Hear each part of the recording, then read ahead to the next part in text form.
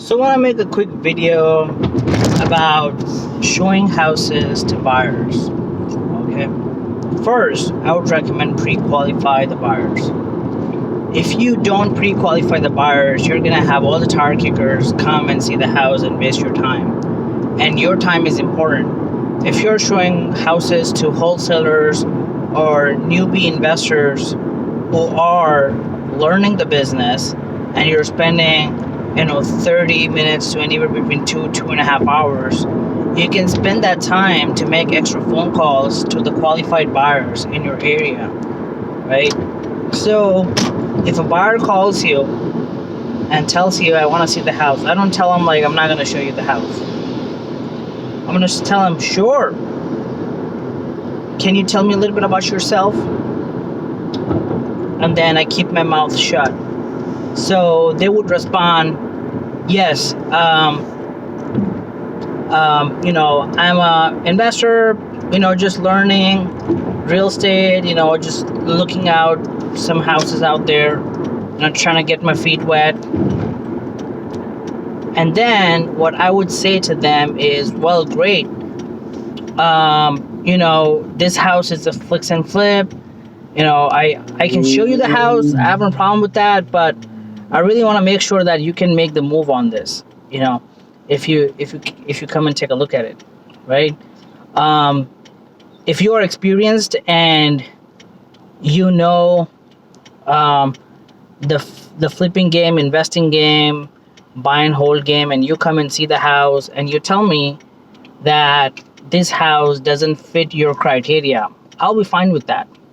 But I would have problem if someone comes and takes an hour of my time just to tell me by the end of the appointment or later on that they really don't have funds to actually buy this house. So you shouldn't be looking at the house in the first place, right? Because I put in a lot of work in getting these properties under contract, right? I have the system, we spend money in marketing, we have these leads coming in, we schedule appointments, we spend so much time negotiating with the seller, we pay acquisitions people commission, we pay for buying this data, numbers, direct mail, so and so. I mean, nowadays, in order for you to get a deal under contract, it takes anywhere between $1,000 to $5,000 depending on the market you are in, right? In Phoenix, in those areas, if you're sending a direct mail, it's probably going to take you $4,000 worth of direct mail in order to get a deal done, right? So so honestly speaking, if someone is calling me and trying to see the property that I have under contract just to get experience and learn about the market, and they really can't perform on it, I don't want to show them the house, right?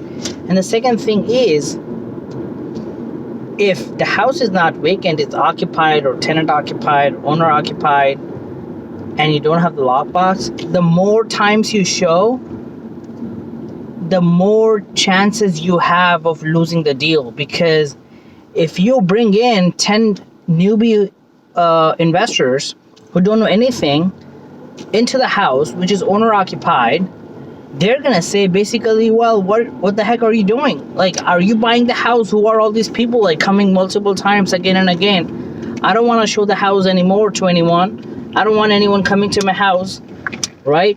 And I want you to close on this deal. That happened to me multiple times. I had newbie buyers who don't know anything about real estate, just learning real estate, come and see my houses that I got under contract by putting in so much time and effort and energy and money into it, right?